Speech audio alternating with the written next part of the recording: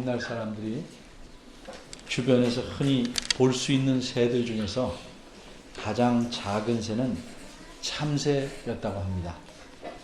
그러니 이런 작은 새, 참새의 발은 또 얼마나 조그맣겠습니까? 그런데 이 새의 발에 피가 한 방울 묻어 있다고 가정하면 그 피가 눈에 잘 띄겠습니까? 그래서 비교할 수 없이 아주 작은 것 또는 하찮은 것을 가리켜 조족지혈이라고 했답니다. 쉽게 말하면 새발의 피라는 뜻입니다. 그런데 이 말과 의미가 비슷하지만 폭이 더 넓혀서 더 작은 것을 가리킬 때는 창의 일적이라는 말을 쓰기도 합니다. 이것은 큰 바다에 물방울 하나라는 뜻입니다. 이것이 오늘 설교의 제목입니다. 지난 2주간은 우리 요나서 3장을 살펴보았습니다. 요나 선지자의 외침과 이 외침을 듣고 니느웨 백성이 보인 회개에 대해서 생각해 보았습니다. 오늘도 지난 설교들과 연관된 내용이긴 하지만 예수님께서 말씀한 내용입니다. 본문을 잘 이해하기 위해서 3가지를 살펴보겠습니다. 첫째, 어째서 예수님께서는 이 말씀을 하셨는가? 둘째는 예수님께서 말씀하신 이 말씀의 뜻은 무엇인가?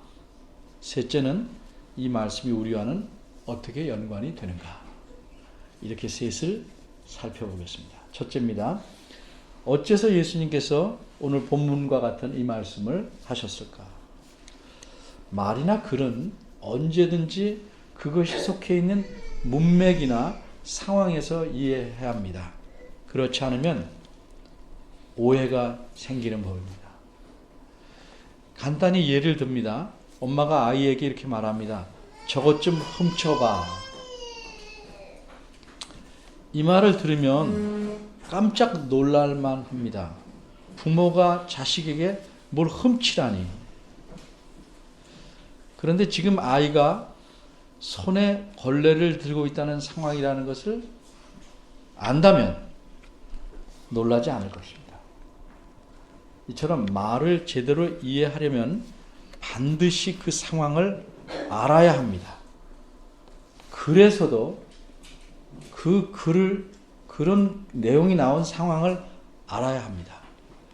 오늘 본문의 말씀을 예수님이 어째서 그렇게 말씀하셨는지 이유를 알려면 어떤 상황인지 알아야 합니다. 그래서 상황을 안다는 것은 그 본문이 속한 문단을 살펴봐야 알 수 있는 겁니다. 이 문단은 최소한 38절에서 42절까지입니다. 이 문단을 보면 어떤 사람들이 예수님께 부탁을 했고 예수님께서 이 부탁에 대해서 대답하신 내용입니다. 일단 부탁의 내용이 뭔지 그 내용이 담겨있는 38절을 보겠습니다. 이 구절을 보면 어떤 사람들이 예수님께 겉보기에는 매우 정중하게 부탁합니다. 이들이 누굽니까? 서기관과 바리새인 중 몇 사람입니다. 우리가 잘 아는 대로 서기관이란 그저 단순히 글을 쓰는 사람이 아니고 하나님의 율법을 가르치는 이른바 교수입니다. 그리고 바리새인들은 자신들이 배운 하나님의 율법대로 살려고, 근데 문제는 그 정신보다는 글자 그대로 기계적으로 살아가려고 합니다. 어쨌든 바리새인들은 일반 사람들에게는 경건한 사람이라고 인정을 받는 사람들입니다. 그런데 이렇게 하나님의 율법을 가르치고 하나님 말씀대로 살려고 하는 사람들이 특별히 예수님을 반대하고 비난하고 핍박합니다. 이들이 그렇게 하는 것은 하나님을 위해서 그렇게 한다고 생각합니다. 엄청난 착각입니다. 예수님은 그 사람들의 실체를 아십니다. 겉으로는 정말 경건하게 살지만 속으로는 하나님 말씀이 아니라 자신들이 정한 규칙들을 지키려고 하나님 말씀을 저버리고 있다는 사실을 아십니다. 뿐만 아니라 예수님께서는 이 바리새인과 서기관 중에 몇 사람이 이렇게 나와서 부탁하는 이유나 동기도 잘 알고 계십니다. 그래서 대답하십니다. 어떻게 하셨습니까? 39절입니다. 39절 한마디로 말하면 거절하신 겁니다. 예수님의 대답을 잘 살펴보겠습니다. 그들을 가리켜 악하고 음란한 세대라고 표현하십니다. 서기관들과 바리새인들은 자기들뿐만 아니라 수많은 유대인들을 가르쳐서 자신들을 따라서 살게 만듭니다. 그 결과 그 시대 대부분의 유대인들은 악하고 음란합니다. 겉으로는 경건합니다. 그래서 이 사람들의 부탁을 들으시고 그 시대 사람 전체를 묶어서 세대라고 표현하신 겁니다.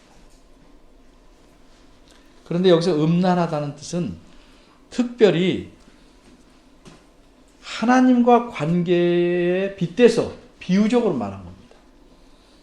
이들은 하나님을 섬기지 않고 겉은 섬깁니다.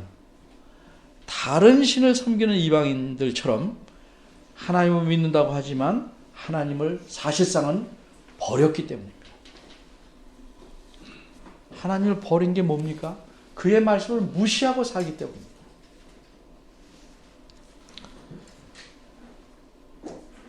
이 몇 사람이 나와서 표적을 요구합니다. 무슨 표적입니까? 여기서 표적이라는 기적을 말합니다. 예수님께서 하나님이 보내신 분임을 증거할 수 있는 기적을 행해 주시기를 요구하는 겁니다.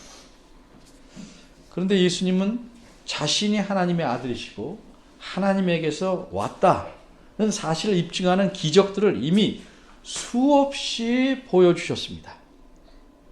그런데도 유대인들은 그런 기적들은 표적이 아니라고 합니다. 왜 그러는가?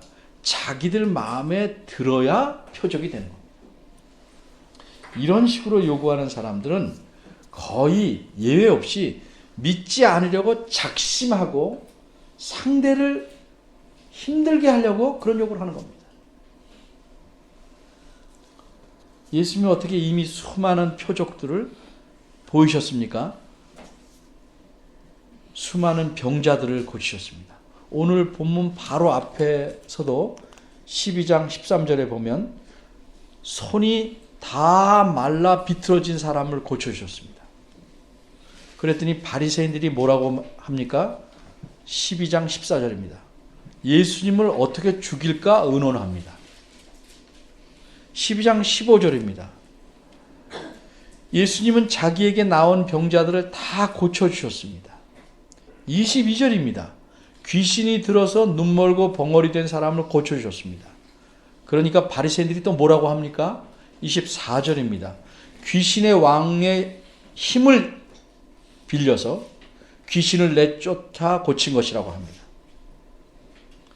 이렇게 악하게 구니까 예수님은 그들에게 경고하십니다. 31절입니다. 12장 31절. 그러므로 내가 너에게 이르노니 사람의 모든 죄와 회방은 사하심을 얻되 성령을 회방하는 것은 사하심을 얻지 못한다. 그리고 34절에서 이렇게 말합니다.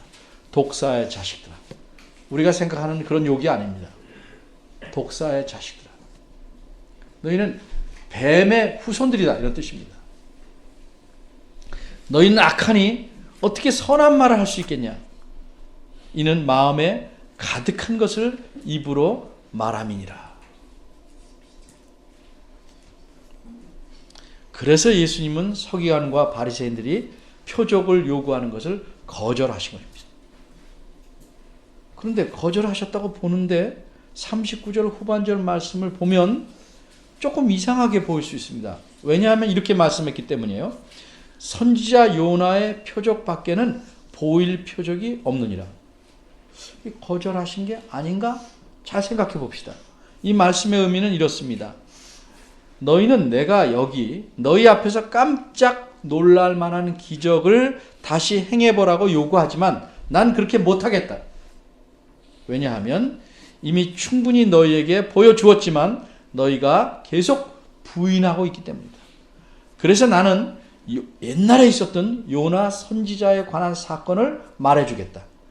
이것이 너희가 요구하는 표적과 같은 내가 하나님에게서 온 자라는 사실을 보여주는 표적과 같은 역할을 하게 될 것이다. 이런 뜻입니다. 어떤 역할을 하는가? 그래서 예수님은 40절과 41절을 말씀하신 것입니다.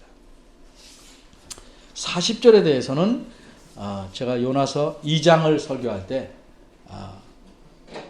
넉넉히 설명드렸습니다. 오늘 두 번째로는 41절 말씀, 예수님께서 하신 말씀의 뜻은 무엇인가? 이거를 두 번째로 생각해 보겠습니다. 41절의 말씀을 알려면 바르게 해석하는 것이 필요합니다. 여러분이 보시다시피 41절에는 40절과 마찬가지로 요나에 대한 말씀이 들어 있습니다.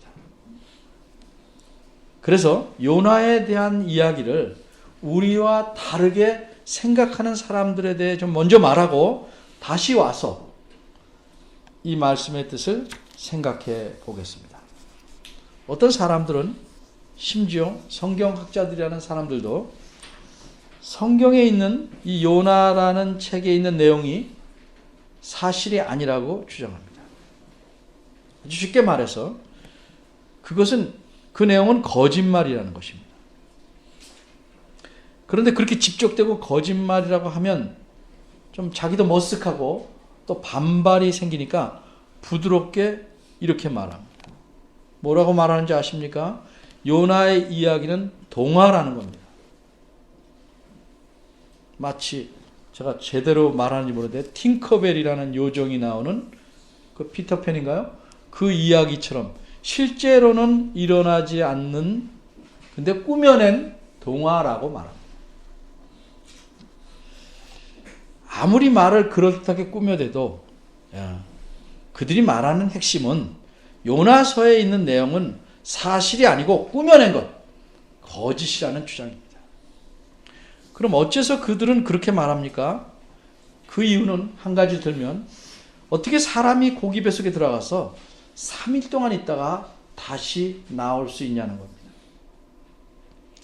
따라서 그 이야기는 다른 동화들처럼 우리에게 어떤 교훈을 주기 위해서 잘 각색한 이야기라고 주장합니다. 이런 주장이 여러분 듣기에 어떻습니까?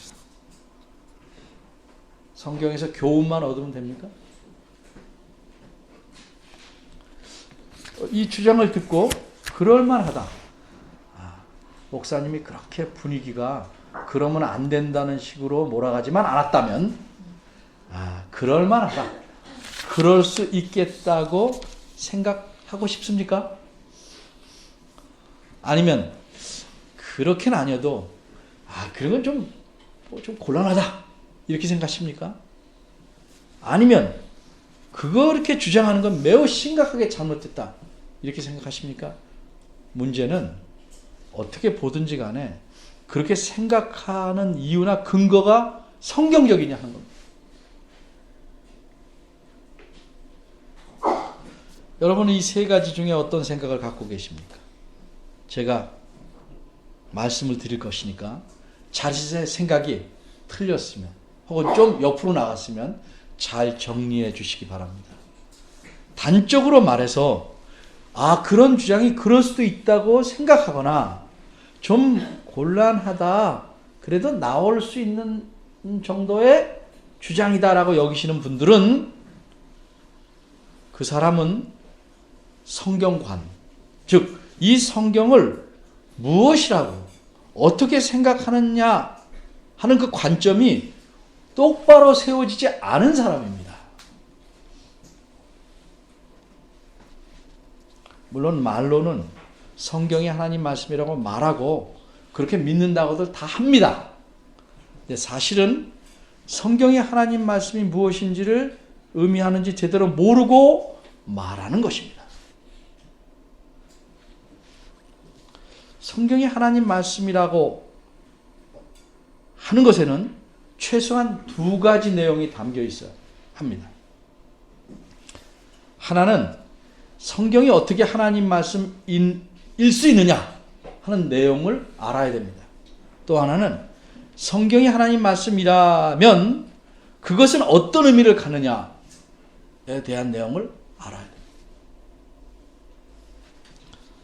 첫 번째 것부터 생각합니다. 성경이 어떻게 하나님의 말씀일 수 있느냐. 성경은 사실상 하나님이 펜이나 연필을 들어서 줄줄 써내라 하신 것은 아닙니다. 사람들이 오랜 세월에 거쳐서 수많은 사람들이 기록한 겁니다. 그래서 이 글을 이해하려면 사람이 사용하는 글의 문법을 따라 이해해야 합니다. 내 마음대로 신통방통하게 이상야릇하게 이해하거나 해석해서는 안 됩니다. 그러면 이상한 해석이 되는 겁니다. 그 대표적인 것들이 다 이단입니다. 여기 가까운데 신천지 이런 사람들. 그런데 이 성경을 쓰신 분들은, 기록자들은 자기 생각과 느낌과 지식을 자기 마음대로 쓴 것이 아닙니다. 하나님의 감동을 받아서 정확히 표현하자면 하나님의 영감으로 기록한 것입니다. 하나님께서 의도하신 대로 정확하고 분명하게, 그러나 자기의 의지를 제한받지 않고 썼습니다. 예를 들면 베드로 전서와 베드로 후서는 예수님의 제자인 베드로가 썼습니다. 그럼 베드로가 쓰면 무조건 영감을 받았느냐? 그거 아닙니다.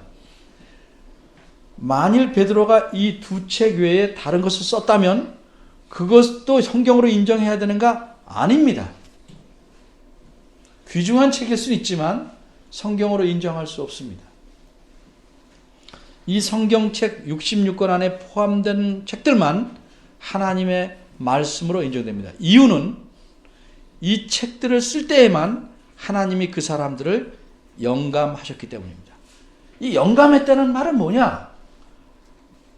이 영감의 결과는 성경 말씀에는 진실되지 않은 것이 하나도 없다는 뜻입니다. 그리고 인간에게 유익하지 않은 것이 하나도 없다는 뜻입니다.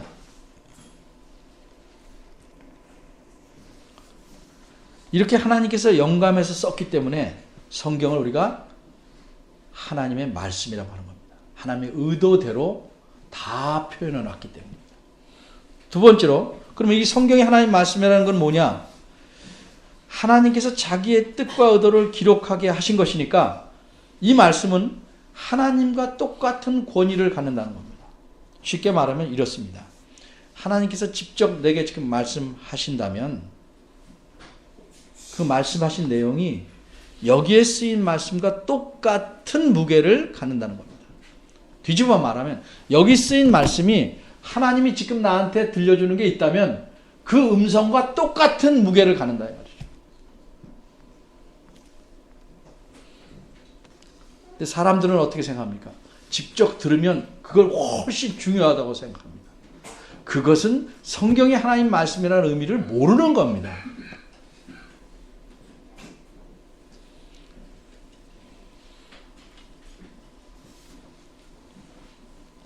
우리가 사람의 말을 들을 때 정확히 하기 위해서 글로 써줘. 그게 정확한 거죠. 새롭게 들은 것, 그것을 더 중요하게 여기는 것은 하나님 말씀을 인정하지 않고 자기 경험을 더 하나님 말씀 위에 두는 겁니다. 그렇게 하는 게 이단입니다.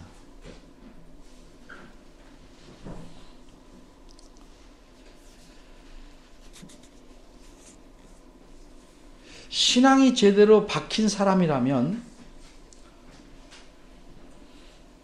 누구나 하나님 말씀을, 성경을 하나님 말씀을 인정합니다. 누구나 인정합니다. 그런데 내가 본 어떤 것은, 특별하게 본 것은 하나님에게 왔다고 인정해 만한 증인이 있습니까? 자기 외에는 없습니다. 여러분 중에 신비한 일을 겪는 사람을 비난하려는 게 아닙니다. 잘 생각해 보십시오. 내가 그렇게 확신하는 것 외에는 증거가 없습니다. 따라서 그 말은 하나님이 말씀하지 않으실 수도 있다 이 말이에요. 그것을 자기가 그렇다고 들을 수도 있다 이 말이에요.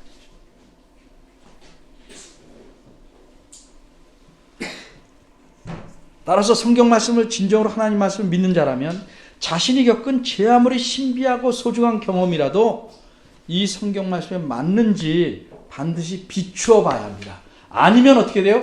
버려야 합니다. 내가 입을 수 있는 옷이 아니면, 적으면, 다 찢어졌으면 아까워도 치워놔야죠. 성경 자체를 하나님 말씀으로 믿지 않는 사람들, 다른 것을 성경과 빗대거나 높이 놓거나 같이 놓거나 하는 사람들은 다 신앙이 비뚤어진 겁니다. 바로 잡아야 됩니다. 근데 이런 말을 하면 어떻게 보통 반응하냐면, 목사님은 그런 경험이 없어서 그렇다고. 저 그런 경험 갖고 싶지 않습니다. 충분하고 넉넉하고 정확한 하나님 말씀이 있는데 왜 새로운 거 갖고 정신없이 헷갈려야 됩니까?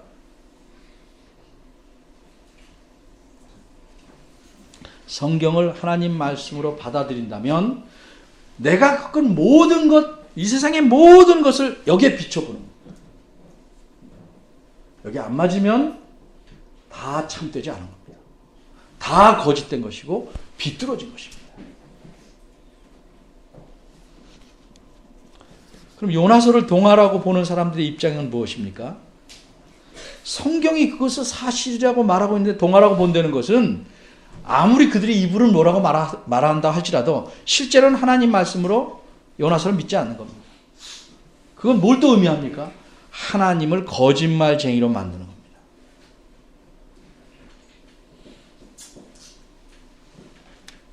성경이 이것을 교훈을 위해 꾸며냈다 이렇게 말하면 그렇게 믿어야 되고, 이게 사실이다 그러면 내 생각과 달려도 사실을 믿어야 합니다. 성경이 말씀하는 대로 믿어야 합니다. 왜? 그것이 하나님 자신의 말씀이니까. 내 생각과 내 판단이 하나님 말씀이냐 아니냐를 판단하는 기준이 아니고 성경 말씀 자체가 스스로 판단해 주는 대로 믿고 받아들여야 합니다. 예수님 믿는 사람들 중에 이런 경우가 있어요. 성경을 읽고 자기한테 와닿아야 이건 하나님 말씀이다. 안 와닿으면 하나님 말씀이 아닙니까? 그럼 마태복음 1장 1절에서 17절 누가 누굴 낳고 엄청 길지요? 와닿아요? 혹시 임신하신 분들은 와닿을지 모르겠지. 그럼 그 말씀은 한 번도 하나님 말씀이 되질 않네? 또 와닿다는 말씀이 어떤 사람에게는 와닿고 어떤 사람은 안 와닿아요. 그건 무슨 어떻게 기준해야 됩니까? 문제는 하나님 말씀이 아니야를 하나님 말씀 자체를 기준으로 삼는 게 아니고 내 감정이나 판단으로 삼는다는 게 큰 문제입니다. 그건 신앙이 아닙니다. 자기가 하나님 말씀 위에 서는 겁니다.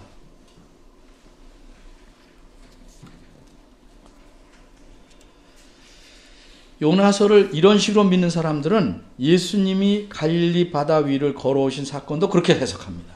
달빛의 그림자가, 예수님의 그림자가 바다 위를 비춰서 그렇게 보였다는 겁니다.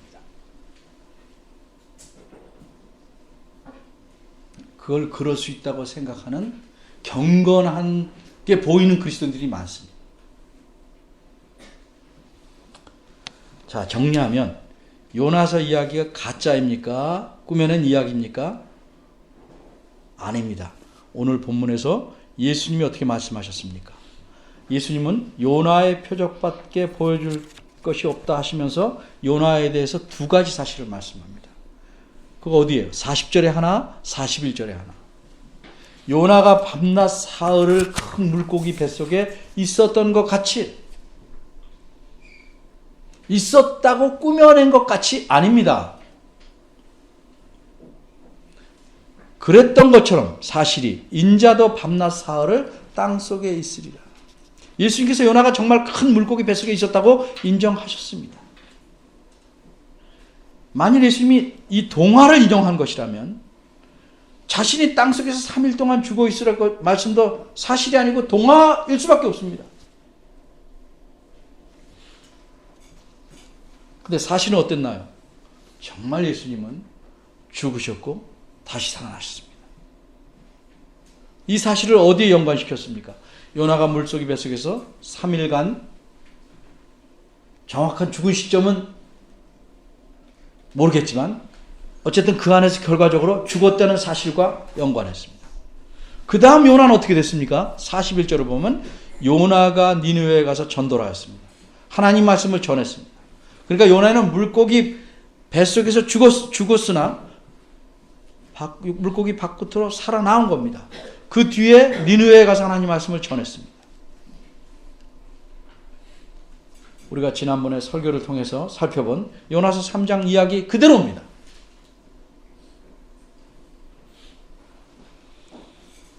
이처럼 요나서는 사실을 기록한 것입니다. 이 사실에 근거해서 예수님은 그 당시 유대인들을 향해서 41절 오늘 본문 말씀을 하시는 겁니다. 뭐라고 하셨습니까? 심판 때에, 어느 때입니까? 하나님께서 세상 모든 사람을 심판하실 때, 이 세상이 모두 끝날 때, 그때에는 니느웨 사람들이 일어나서 이 세대 사람들을 정죄한다고 말했습니다. 정죄한다는 것은 심판다는 의미가 아니고 고소한다. 고소.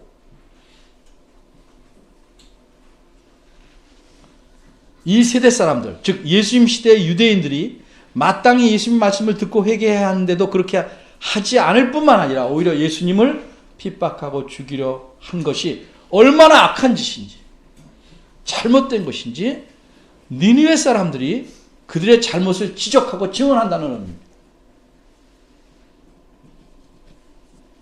결론은 뭡니까? 나를 믿지 않는 너희 유대인들은 멸망을 받을 것이라는 사실입니다. 어째서 그렇습니까? 예수님 자신이, 하나님의 아들이신 예수님 자신이 전하는 말씀을 듣고도 회개하지 않았기 때문입니다. 윌리엄 핸드릭슨이라는 미국의 유명한 아주 탁월한 신학학자가 있었습니다. 1982년에 돌아가셨습니다. 이 본문에서 요나와 예수님을 여러 가지로 비교합니다. 몇 가지 소개해 봅니다. 왜 이렇게 하냐면 예수님이 자신을 가리켜 요나보다 더 크다. 그런데도 그들은 회개하지 않았다. 그래서 비교하는 겁니다. 첫째로 니느웨 사람들에게 하나님 말씀을 전한 사람은 일개 선지자에 불과합니다. 그런데 예수님 시대 유대인들은 하나님의 아들이신 예수님에게 직접 회개하라는 말씀을 들었습니다.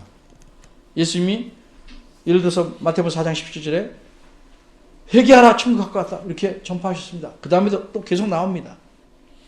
그런데도 회개하지 않았습니다.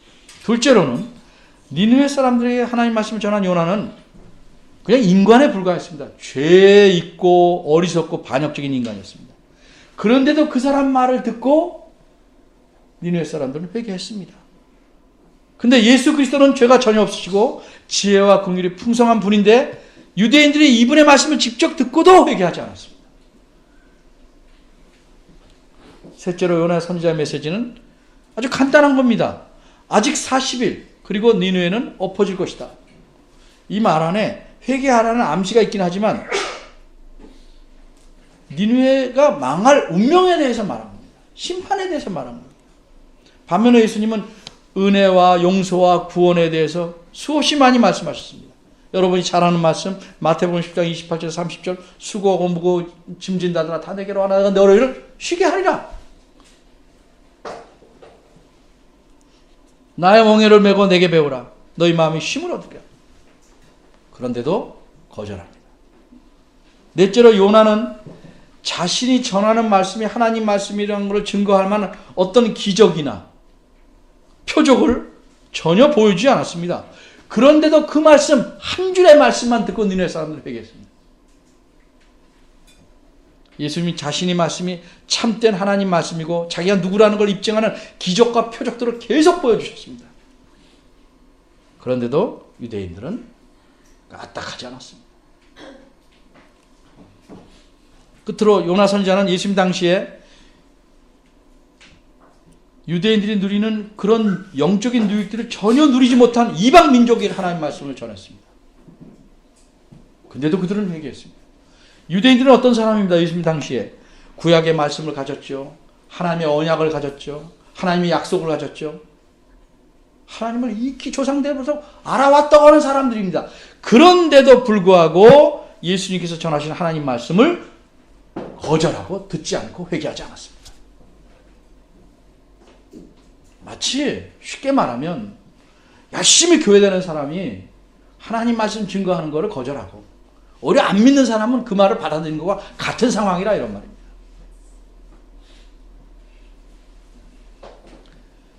부모에게 모든 좋은 혜택을 다 받는 자식이 부모에게 제일 불효하고 정말 부모가 늘 야단치다가 어쩌다 한번 칭찬하면 감격해서 우는 그런 자식, 거기에 비교할 수 있을 겁니다.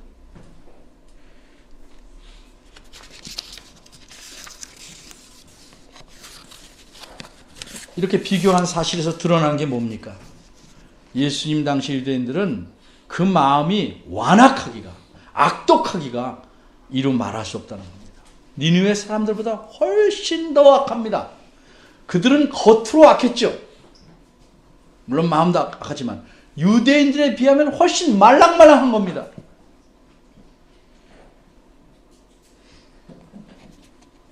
하나님을 믿는다고 하면서 자신들은 하나님 말씀대로 사는 의로운 자들이라고 하면서도 하나님 말씀을 거절하고 하나님이신 하나님의 아들 예수 그리스도를 부인하고 믿지 않았습니다. 오히려 그분을 죽이려 갖고 마침내 십자가에 못 박았습니다. 이런 사람들 어떻게 되어야 합니까? 마땅히 심판 때에 엄하게 심판을 받아야 합니다.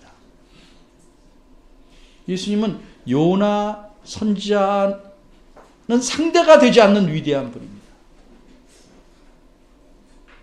그래서 자신을 가리켜 요나보다 더 큰 이라고 표현했습니다. 41절 맨 뒷부분은 요나보다 더 큰 이가 여기 있다 이렇게 되어 있는데 정확히 직역하면 이렇습니다. 그리고 보라! 요나보다 더 큰 이가 여기 있다 이렇게 말씀하셨습니다. 자신을 가리켜 요나보다 더 큰 이라고 표현했는데 이건 매우 겸손한 표현입니다. 요나는 나에 비하면 세 발의 피다 이렇게 말하지 않았습니다. 그죠? 요나보다 더 크다. 굉장히 겸손한 표현이십니다.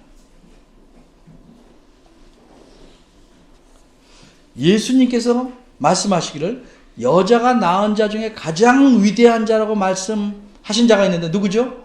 세례 요한입니다. 세례 요한. 그 세례 요한이 예수님을 자기가 비교해서 이렇게 말했습니다. 나는 그분의 신들매 샌달의 끈도 들고 다니기에 부족하다. 무슨 뜻이에요? 그분의 종이 되기도 부족하다. 노예가 되기도 부족하다라는 뜻입니다. 그럼 요나는 예수님에 비하면 사실 세 발의 피, 더 정확히 말해서 창의 일적입니다. 그렇게 위대하신 분이, 하나님이신 그분이 하나님 말씀을 전했습니다. 그런데도 회개하지 않습니다. 세 번째로 이 말씀이 우리와 어떻게 연관되는가? 이걸 알려면 항상 기록자가, 이 본문을 기록한 자가 왜 이것을 기록했나? 목적을 알아야 됩니다. 그것은 한마디로 장차 예수님께서는 자신의 말씀을 듣고도 회개하지 않은, 결국 예수 믿지 않은 자를 멸망시키신다는 사실입니다. 예수님 시대에 유대인들뿐만 아니라 어느 시대 누구에게나 마찬가지입니다. 그래서 성경 말씀에 기록해 놓은 겁니다. 이 성경 말씀에는 정말 큰 바다처럼 수없이 많은 내용들이 이 하나님 말씀들이 기록되어 있어서 이것을 듣고 배웁니다.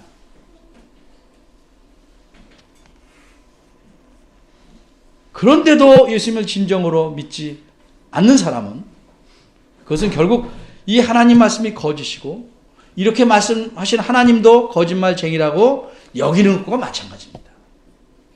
누가 나를 거짓말쟁이라고 그러면 어떻습니까?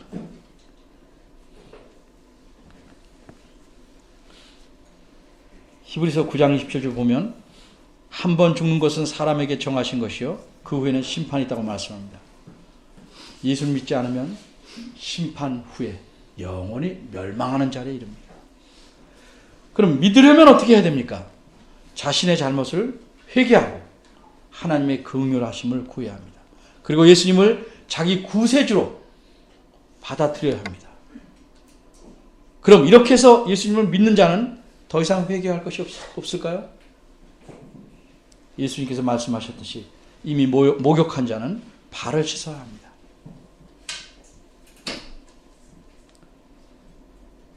발을 안 씻으면 구원이 없다 이런 뜻 아니고 크고 작은 자신의 잘못을 회개하고 하나님을 기쁘시게 하기 위해 살아가도록 힘쓰는 겁니다. 이게 최소한의 감사를 표시하는 겁니다. 근데 그렇게 힘쓰는 것이 뭐 대단한 일이 아닙니다. 대단한 업적이 아닙니다. 우리가 스승의 은혜, 부모님의 은혜를 하늘보다 높고 바다보다 깊다 이렇게 표현합니다. 그럼 우리에게 이미 베푸셨고 날마다 우리에게 베풀어 주시고 영원히 베푸시는 하나님의 은혜는 어떻게 표현해야 되겠습니까? 이러한 예수님의 은혜에 비하면 우리가 최선을 다한다고 예수님 위해서 산다고 노력하는 노력은 사실 큰 바다의 한 방울의 물과 같습니다. 그런데 그 정도의 감사도 안 하려고 합니다. 회개했다는 사람들이. 그러기에 은혜에 감사해서 그렇게 살려고 힘쓰지 않는 그리스도는 진정한 그리스도인이라고 말하기는 힘들 것입니다. 여러분 스스로 깊이 생각해 보시기를 바랍니다. 기도하겠습니다. 하나님 아버지, 우리가 주의 말씀을 배울 때마다 하나님이 얼마나 위대하시고 베푸신 은혜가 큰 바다 같음을 깨닫게 하여 주옵소서. 하나님께서 우리에게 복 주신다고 약속하셨습니다. 그렇게 주실 줄 믿습니다. 그러나 은혜에 감사하는 것보다도 복을 달라고 졸르지 않게 하시고 하나님의 은혜에 감사하며 살려고 무진 애를 쓰는 참 진정한 그리스도인이 되기를 저희들이 소원합니다. 저희를 긍휼히 여겨주시고 이끌어 주시옵소서.